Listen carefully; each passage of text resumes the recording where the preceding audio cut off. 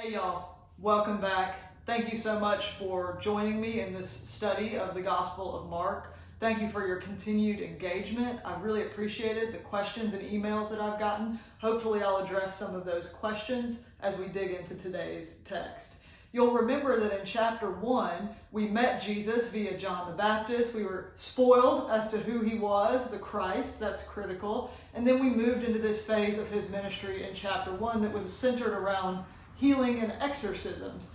And Jesus was well regarded in that early chapter. In chapter 2, Jesus is doing the same types of things, but it's met with controversy. It's a new type of controversy where the Pharisees, which are of course Mark's foil in this gospel, the Pharisees are themselves a very faithful group of Jews, but you have to have a foil, and they're Mark's foil. The Pharisees are conspiring, are becoming suspicious of what Jesus is doing. And at the end of chapter 2, we had this Sabbath controversy. Chapter 2 ends with the famous saying, the Sabbath was made for humankind, not humankind for the Sabbath. And so the Son of Man is Lord even of the Sabbath, which is a way of Jesus establishing his authority. Jesus, the Christ, is one who is able to interpret Sabbath law, who is able to enact Sabbath law. But that story is left hanging as we go into chapter 3. Remember that the divisions here, the chapter divisions, the verse divisions, are arbitrary. We don't have original texts, but they are not original to any text. They were developed in later centuries in order to organize. And this is an example of a rather egregious separation, because chapter 3, verses 1 through 6 are a continuation of what happens at the end of chapter 2. They should be read together.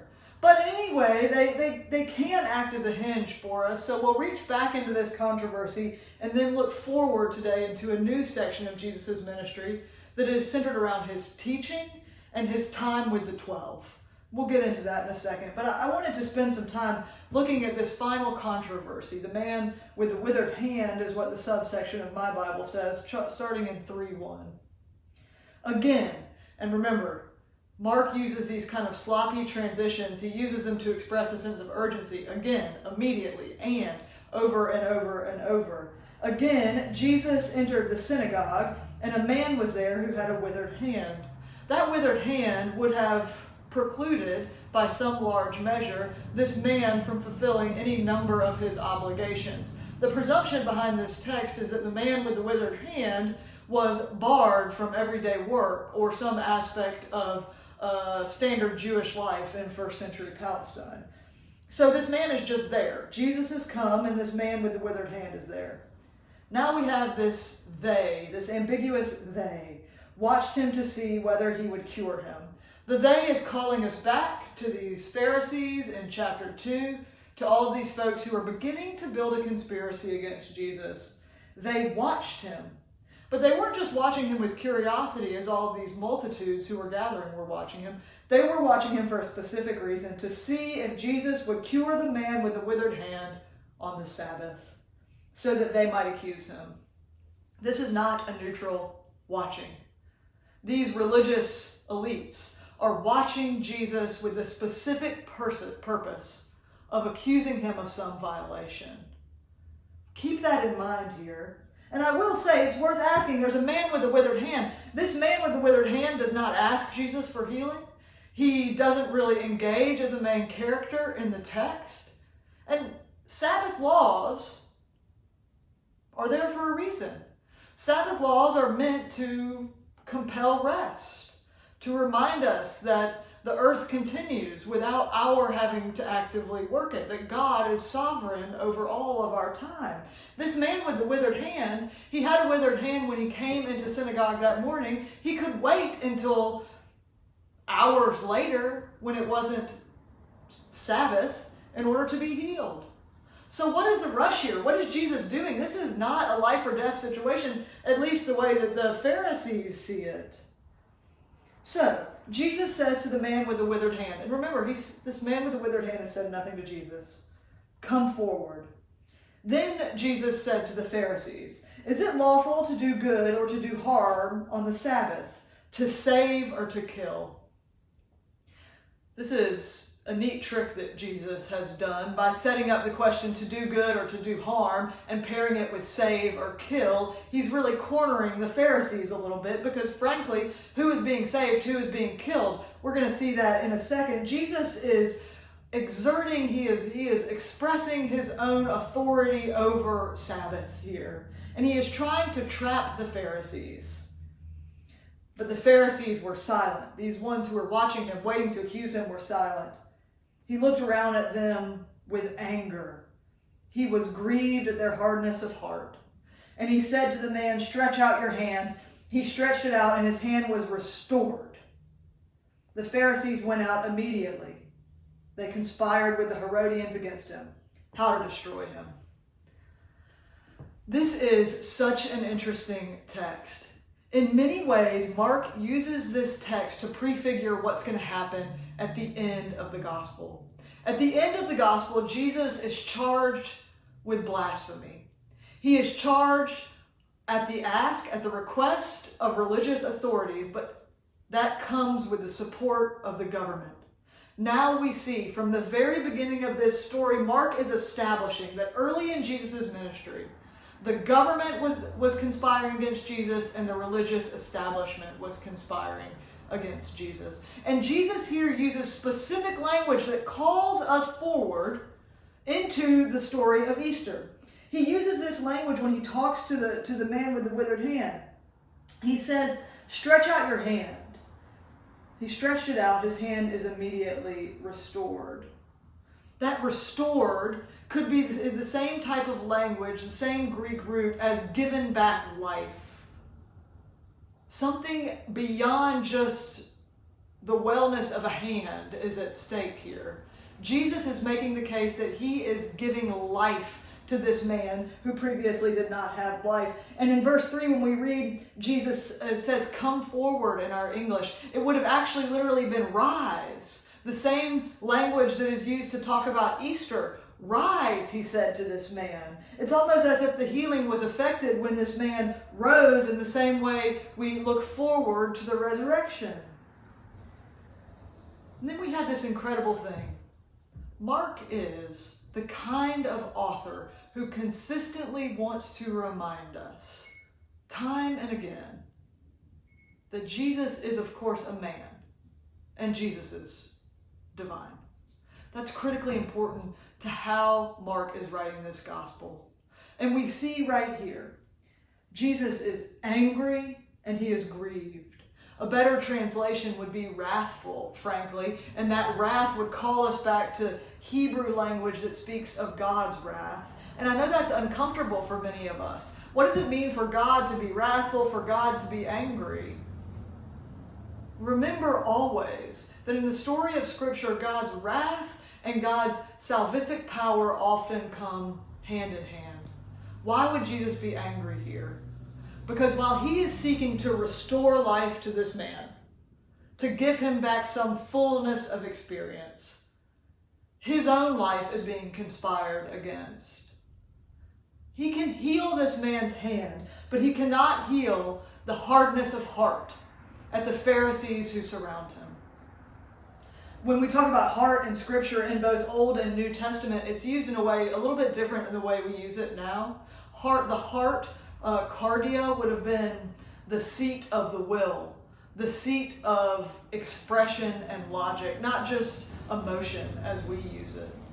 Jesus is angry. He is divinely angry that giving life means that he is putting his own life at risk. He is divinely angry that there are those who are working and conspiring against him simply because he brings life. That's going to be a theme of this gospel time and time again. We should see at the very beginning of the gospel that all is not well in Jesus' ministry. Okay, let's keep going.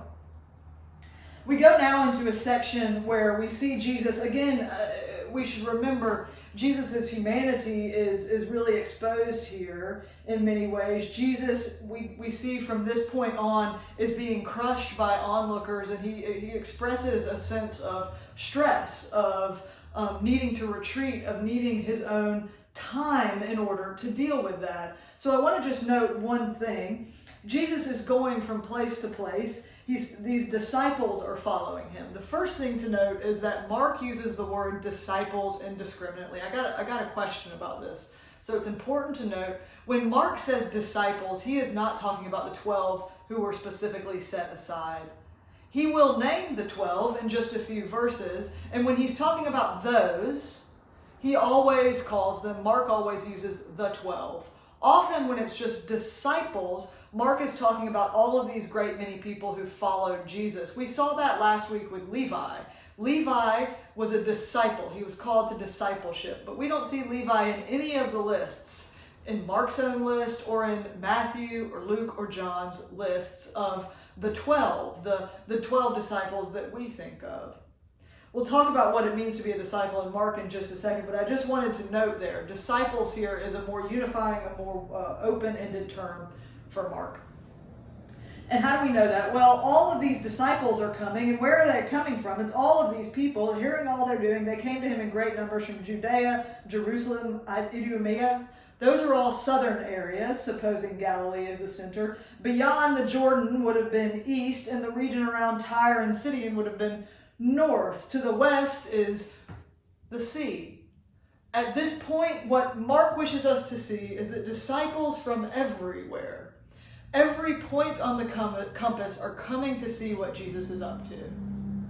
That there is a sort of universality that is drawing people in to this message.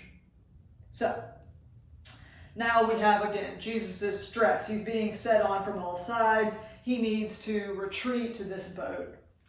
He appoints the 12. Again, disciples and the 12 are two different categories for the most part in Mark. The 12 have a specific purpose. The 12 are meant to be with him, to go out, to be sent by him, and thirdly, to cast out demons in his name. So, whereas the disciples seem to follow Jesus, to engage in a part of his ministry, specifically the 12, Peter especially, and James and John, have this more central role as those who are with him. They have been drafted with him into service, and they are going to follow him around and be a part of his ministry. They are not set aside because of any special thing about them. The disciples in the Gospel of Mark are constantly getting it wrong. They're missing the point. They aren't quite seeing what happens here. Mark will never let the reader, never let the characters, that is, understand what's happening in a pre-Easter context. Everyone misses the point by a little bit, and we're going to see that as we go into one of the most strange, underpreached sections of this gospel, starting in verse 19. So, Mark has done this list of disciples, the list of the 12, ending with Judas Iscariot, who betrays him. Mark is writing for people who know the end of the story, so he spoils it. One of the insiders is the one who betrays Jesus. So he's brought all of these people along with him. They've gone up on this mountain. It's always important to pay attention when Jesus is going up mountains. It calls us back to Moses. It calls us forward to Epiphany. Transfiguration. Mountains are a place where we meet God. So Jesus goes up the mountain, calls these 12 into himself, and then, and again, I'd like to read this passage specifically, starting in verse 19. Then he went home. So Jesus is returning to the place where his people are. And the crowd came together again so that they could not even eat. Imagine the scene. Imagine the chaos. There are so many people following Jesus that he is not even able to eat. It's almost like a wedding reception. The bride and groom can't even eat all this food that they paid for. Now, if you're reading in NRSV, this is what you'll read next. When his family heard it, they went to restrain him. What Mark actually says there is when those closest to him heard it, when his associates heard it. Mark withholds from the reader until the very end of this story block, this pericope, that it's his family who has come to restrain Jesus. I think Mark is trying to get to something about what family is for Jesus, about Jesus' own family, so he withholds from the reader this critical piece of information that the translators of the NRSV spoil. What it should read is, when his people heard it. You think, what people? Okay, when Jesus' people heard that he was home, that he was being mobbed, that he could not eat, they went out to restrain him, for people were saying he has gone out of his mind. All of these people are recognizing Jesus as this wonder worker, this miracle worker. There's all of this energy around Jesus, but no one can figure out quite what it is. Even those closest to him now think, this man, we have got to restrain him. Something is wrong with him. Again, Mark will not let anyone see exactly who Jesus is until the resurrection. All of this is being told in the context of Jesus' life before Easter. It's being narrated as if you cannot have a full and complete understanding of who Jesus is unless you have confronted the death, the waiting, and the miraculously empty tomb. So these people who are closest in his life approach Jesus, and they think he is crazy, and they are worried for him. There's no maliciousness there. There's just a sense of deep concern, right? So what happens here? One of the things Mark uses most frequently in this gospel is what's called a sandwiching technique. What that means is that he takes one story, let's say the story of the people closest to Jesus, and he puts the beginning and the end is the one story, and right smack in the middle of that story, he inserts something else. And these two stories are supposed to interact with one another in ways that inform both the first story and the second story, this intercalation, right? So at the beginning, you're going to have this stuff about his people. At the end of the story, we call back to his people, but in the middle, there's this other thing that happens. This is a clear example of a Markan sandwich. Sorry for that ambulance noise out there, y'all. Pray for whatever's going on. So this is a Markan sandwich, and I do want to read it because it's uncomfortable to read. So Jesus went home, and the crowd came out because they could not even eat. Then Jesus went home, and the crowd came together again so that he could not even eat. When his people heard it, they went to restrain him, for people were saying he has gone out of his mind. And the scribes who came down from Jerusalem said, He has Beelzebul, and by the ruler of demons he casts out demons. And he called to them, and he spoke to them in parables, saying, How can Satan cast out Satan? If a kingdom is divided against itself, that kingdom cannot stand. And if a house is divided against itself, that house will not be able to stand. And if Satan has risen up against himself and is divided, he cannot stand, but his end has come. But no one can enter a strong man's house and plunder his property without first tying up the strong man. Then indeed the house can be plundered. Truly I tell you, people will be forgiven for their sins and whatever blasphemies they utter. But whoever blasphemes against the Holy Spirit, they can never be forgiven, for he is guilty of an unclean spirit. He is guilty of an eternal sin, for they have said, he has an unclean spirit. Then his mother and his brothers came, and standing outside, they sent to him and called him. A crowd was sitting around him, and they said to him, Your mother and your brothers and your sisters are outside asking for you. And he replied, Who are my mother and my brothers? And looking at those who sat around him, he said, Here are my mothers and brothers. Whoever does the will of God is my brother and sister and mother. There is so much going on in this little story with this sub-parable, and that's the first use of parable when he's talking about the strong man in this gospel, really the first use in any gospel. Again, we see the sandwich. At the beginning, his people come. At the end of the story, those people are revealed to be his family, who have come trying to restrain him, who don't understand who he is. They are physically, actually on the outside throughout the text. Jesus sends word to them when he wishes to speak to them. They are unable to access him. They can't quite understand what's going on. And in the middle of this story, this other story is told. Jesus, confronted with his people, tells a story about Beelzebul. Why does he tell that story? Well, not only are Jesus' family on the outside, so too are these scribes who have come down from Jerusalem. And the scribes charge that Jesus only has power because he is in fact demonic. He is a member of this evil realm which is assumed in first century Palestine. The only reason Jesus can cast out demons is because he's a demon. For Jesus, this is fundamentally unacceptable. And Jesus proclaims something here that is fundamental, that is critical to his understanding of what is happening in this entire event, in the Christ event. Mark wants us to know that the strong man has already been bound. Mark wants us to know that Jesus has entered into the realm of evil and has plundered evil's house. Jesus has tied up the strong man. We can get caught up here thinking about Beelzebul and the demons and the sort of the fear of earth. Beelzebul is just, it would have been common in the first century to refer to Beelzebul as the same thing as Satan, as the devil. There's lots of etymologies there that aren't worth getting into. Essentially, he is being charged as being one of the devil's minions, and his response is, how could the devil stand against himself? I am taking that which the devil has taken. I am returning all of these stolen things. I have tied up the strong man. Why is that important? Remember the context of Mark.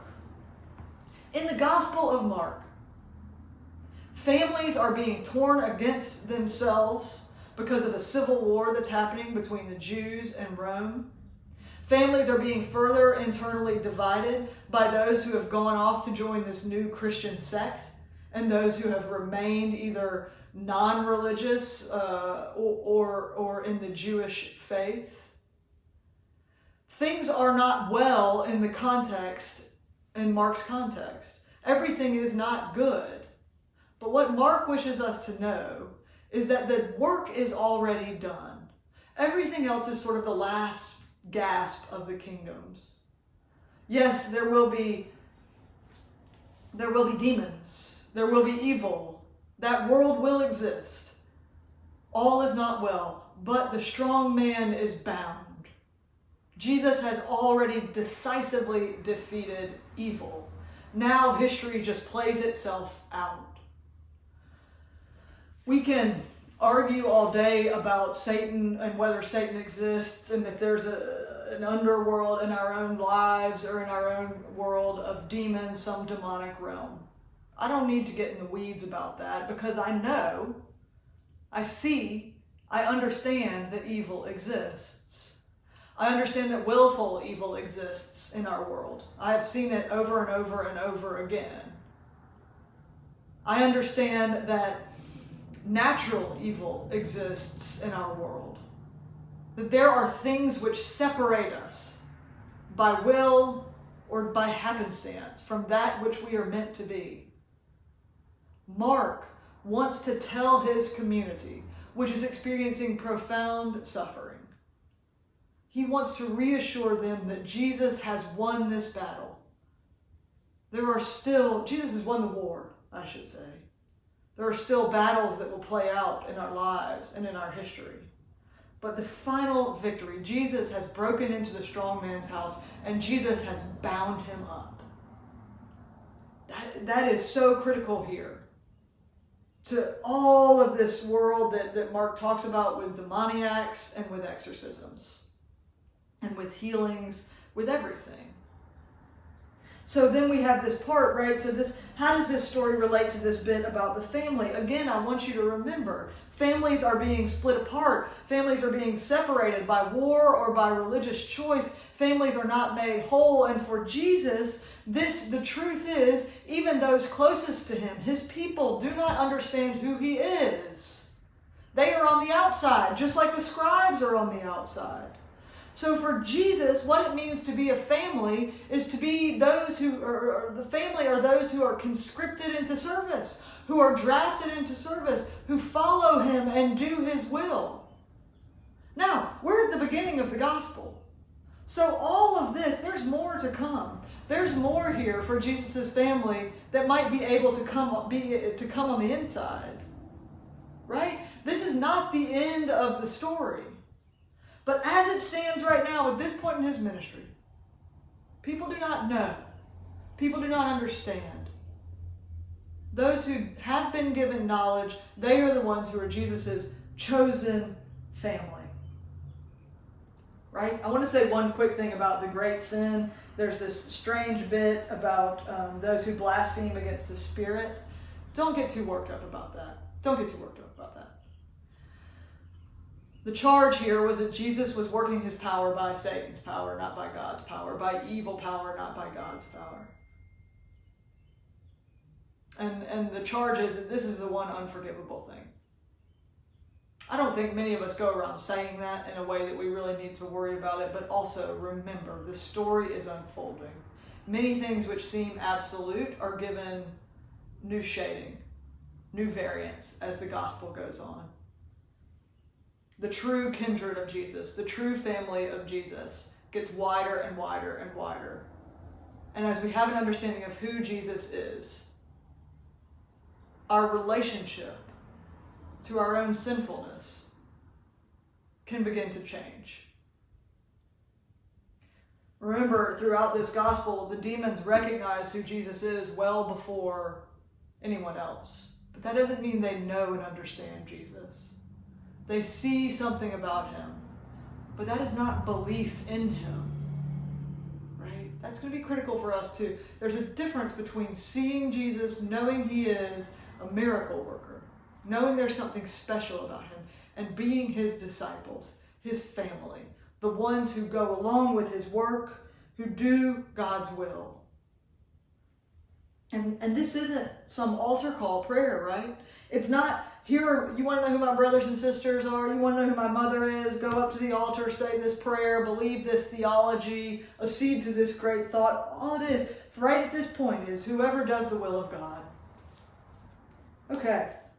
We're going to get into the parables here, and there's another extended discourse on parables later in Mark. So I'm not going to spend a ton of time on each one of these parables, but I will say this. The key to every parable in chapter 4 is this first parable, the parable of the sown seeds.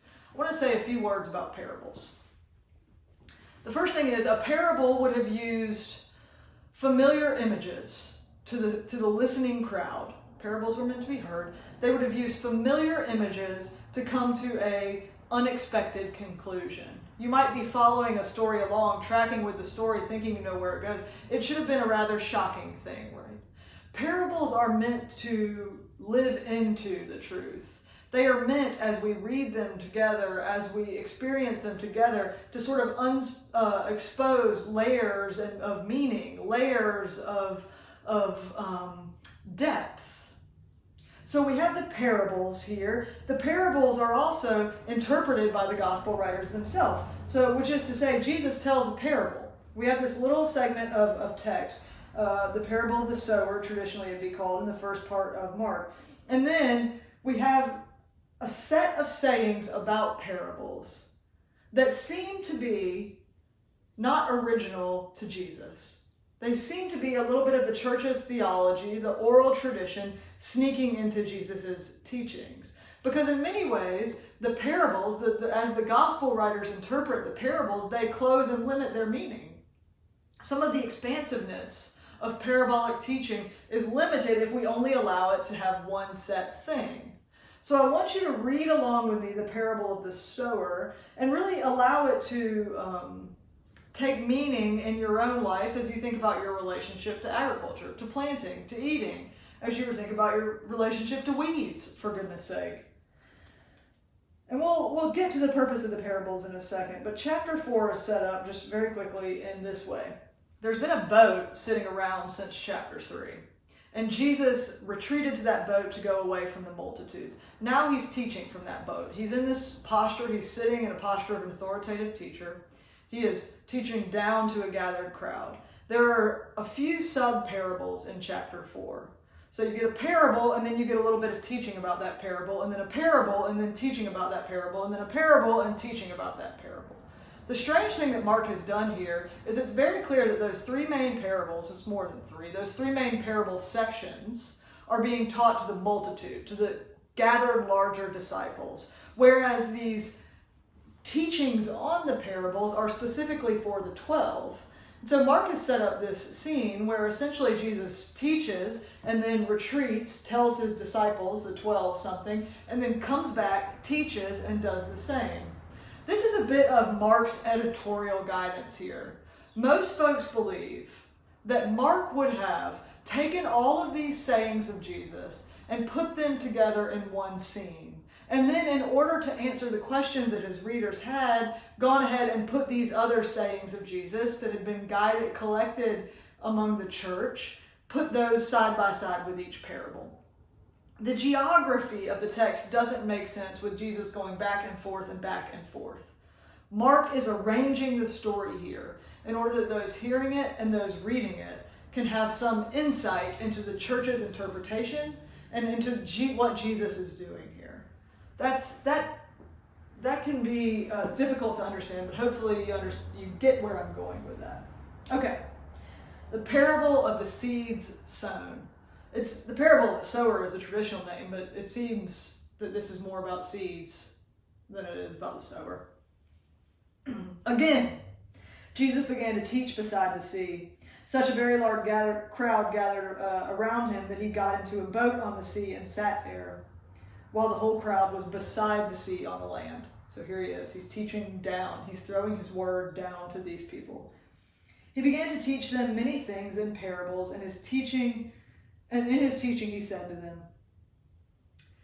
Again, our English editors have cleaned up Mark's Greek here. In the NRSV we read, listen. What actually the Greek says is, listen, look. It's a double imperative. We have Jesus really drawing our attention here.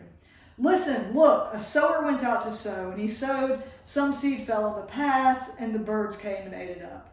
Other seed fell on rocky ground where it did not have much soil, and it sprang up quickly, since it had no depth of soil. And when the sun rose, it was scorched, and since it had no root, it withered. Other seed fell among thorns, and the thorns grew up and choked it and yielded no grain. Other seed fell into good soil and brought forth grain, growing up and increasing and yielding 30 and 60 and 100-fold. And he said, let anyone with ears to hear listen. What's going on in Mark's context? The gospel of Jesus Christ is beginning to spread beyond the Jewish world. And Mark's particular hearers have a question among them, which is, if this incredible thing has happened, why is it consistently that the Jewish people have not turned to it? That in fact it has taken root with non-Jews? One of the questions that this entire chapter seeks to answer is, why exactly has the house of Israel not fully fully accepted the Jesus movement? Mark sets that answer in the context of farming. And remember, it's difficult for us to understand and think of the food scarcity that a bad harvest could represent in first century Palestine. It can still represent in our world, even in our community. But you have this profound sense, a bad harvest is bad news for your life. A bad harvest could mean financial ruin, or it could mean death, right? It could mean famine. So the urgency when we talk about agriculture should be felt here. And it would have been things immediately available to Mark's listeners. They knew what it meant to sow seed. The way that you would sow seed in the first century, by the way, would be to kind of scatter the seed and then come along and plow, try and get that seed into the earth. So we have 3 examples. Why is it that people are not turning to Jesus' message? Well, some never perhaps eat it. It doesn't take root in a meaningful way. Birds eat it up. Some hear it and fall away from it quickly as the sun scorched it. Remember, many Christians were being persecuted. Many would defect in the face of persecution. Other seed fell among thorns, and the thorns grew up and choked it. Fell among weeds, essentially. The weeds choke the life out of that. And what we're going to hear later is that those weeds are the snares of wealth, of shinier things, essentially. Other people were distracted. And then there is simply the good soil. Some of it fell into good soil. The image here is of this lavish casting out of the word. And remember, Jesus is standing above, throwing his word down. In many ways, Jesus is enacting this parable. And where and how it will take root is the mystery. What meaning that has for Mark is a question of context. We can ask ourselves different questions about this. It's a great thing about parables, is that it can open up new meaning to each generation. For Mark, though, it seems the profound question was, why is the entire world not turning? Why has the seed not taken root in the house of Israel and in every other house? It's a matter for Mark of soil. The purpose of the parables is a difficult section. I want to keep reading that, and we'll get to how difficult, why that's difficult. When Jesus was alone, so again, we have Jesus was on this boat teaching to the people, now he's alone. And around him, along with the 12, they asked about the parables, and Jesus said to them, "To you has been given the secret of the kingdom of God, but for those outside, everything comes in parables, in order that they may indeed look but not perceive, that they may indeed listen but not understand, so that they may not turn again and be forgiven." And he said to them, "Do you not understand this parable? Then how will you understand all the parables? The sower sows the word." You have this Markan explanation of the parable. The quotation from Isaiah, which is uncited by Mark, in order that they may indeed look but not perceive, that they may indeed listen but not understand, that they may turn and not be forgiven, they may not turn and be forgiven. That quotation has been called by some commentators, Jewish and Christian, abhorrent. It's been called the single most offensive words in the New Testament. That is a difficult image. What it seems that Mark is saying here, that Mark has Jesus say, is that he teaches in parables, specifically so some people will not understand. Specifically so some people will remain on the outside of that message. Matthew himself is so concerned with this that in the Gospel of Matthew, and again he uses Mark to write his own gospel, in the Gospel of Matthew, Mark softens it. He does not say in order that people will look and not see. He says Jesus teaches in parables because people don't see. It just happens to be that is one of the reasons people aren't seeing, the confusion around what a parable is. Mark seems to suggest that Jesus is teaching in parables in order to be cryptic so that only certain people will know. That is a disturbing word. But again, I want you to remember the fundamental question for Mark. The question for Mark is, why has the word not taken deeper root? Why is everyone not immediately attracted to this? Why are there people who are seeing, who are hearing, who understand or at least know what Jesus is doing, but have not come to a full understanding and a full acceptance? That is, for Mark's Jesus here, the answer is God's will somehow. Calvin, who was not a great fan of this passage, would also use it still to talk about predestination. This very limited understanding of predestination. Mark sets a difficult task before us here, and it's one that we should wrestle with. It's not a pleasant message. Jesus taught in parables so that people wouldn't understand. But I want us to keep reading, because what happens next is an almost immediate contradiction of that. So then we have Jesus back onto the boat. He says to the larger crowd, "Is a lamp brought in to be put under the bushel basket, or under the bed, and not on the lampstand? For there is nothing hidden except to be disclosed, nor is anything secret except to come to light." I read that because it is important for us to see that even in here, it's not an internal contradiction, it's a furtherance. On the one hand, we have this moment where people are not understanding. But on the other hand, we have a light, and a light cannot be hid, and secrets are made to be revealed. It seems that this temporary moment of misunderstanding, this temporary moment where the word has not taken root, is exactly that, temporary. Because at the end of the day, the light has come and it is put on a light stand. It's not put under a bed. At the end of the day, the secret is going to be revealed. It will be revealed after the resurrection. We cannot, in every single sentence of the gospel, read it as absolute, because the story is still unfolding. Contextually, you had a people asking why it was that the Christian message was not more persuasive. In Jesus' own time, why exactly only 12? Why were people conspiring against him? Why did evil still exist? All of these questions are related. But the story is not over yet. It is so critical to remember that. The story is not over yet. It's difficult now. My goodness, it's difficult in this very second for us. It is difficult to feel this evil, this natural separation which none of us were created for. This thing, it is difficult for us. And we can ask any number of whys and whys and whys, but what Jesus tells us is that the light has come, the strong man has been defeated, the work of salvation is unfolding. The seed is growing mysteriously under the ground. We see that in the parable of the growing seed, the parable of the mustard seed, in which small things grow to great sizes, in which small things all of a sudden take root and come out after any number of days or time. What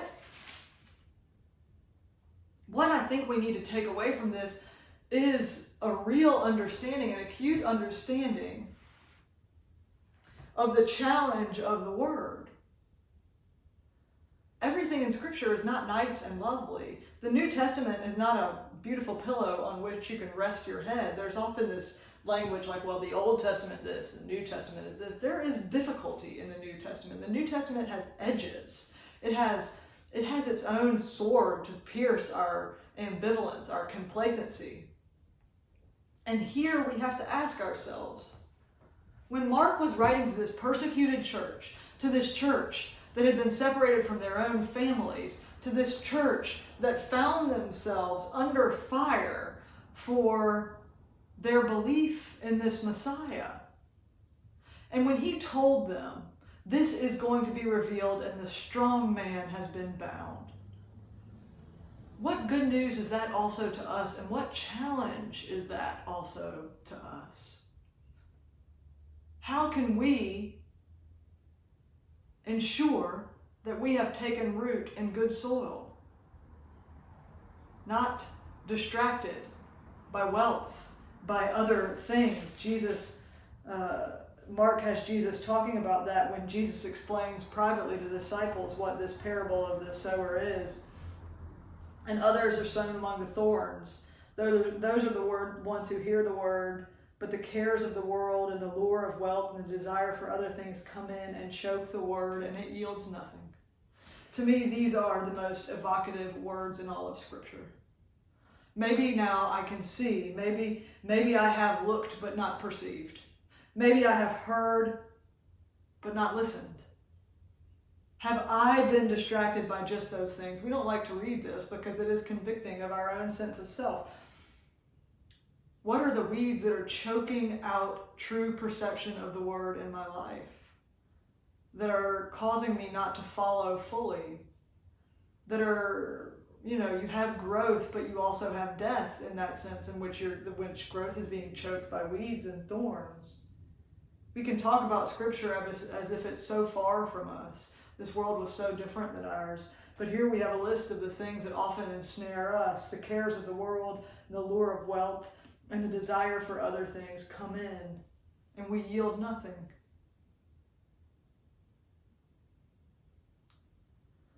In many ways, these two chapters have been a message of sheer grace. The man with the withered hand didn't seek out healing. It was a gift of sheer grace.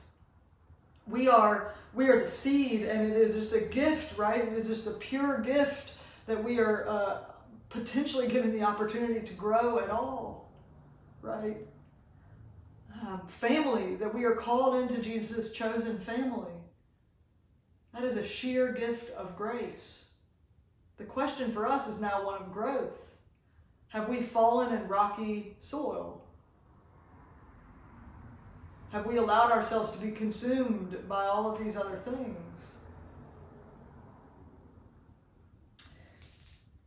The chapter ends with another unfortunate title placement. The next story really should belong in chapter 5. What happens beginning at 4:35 is the stilling of the storm. We go into a new section of Mark's gospel now, and that new section is all about Jesus' mighty deeds, all of these great shows of power. It's less about conflict until Jesus gets to Jerusalem now. But we see Jesus' profound power over natural elements. Because we're going to continue to see that in the gospel, I don't want to spend too much time on Jesus stilling the storm.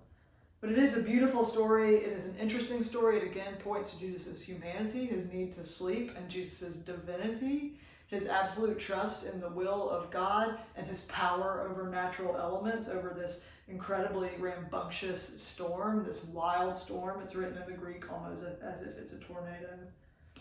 And we end on this word. He says to the disciples, and remember, the 12 often, they've been let into this secret on the one hand, but they miss it over and over. Why are you afraid? Have you still no faith? And they were filled with great awe and said to one another, who then is this, that even the wind and the sea obey him? We know, we read in the prologue, this is Jesus the Christ, Son of God. We are seeing now how that unfolds. We are seeing the prickly edges of it, the way that it's a challenge, the way that it's a threat in some ways. We are seeing the way that it's a comfort, that it's sheer unbidden grace and healing and freedom and restoration to life. We are seeing that it breaks down any number of barriers, the barriers between tax collectors and regular folks, the food barriers that would allow people, that would suggest that certain types of people shouldn't sit together and eat together. We are seeing that it also requires some action of our own, some immediate following, some life-changing reorientation, if we are truly to bear fruit. So we have this question again, who is this man? The gospel is answering that for us. And that can be a helpful question as you head into your week. Thank you all for spending this time with me. I know it got a little thorny there in the middle. Send me your questions. We're going to read chapter 5 and 6 next week. And I look forward to hearing more from y'all. Thank you. Blessings.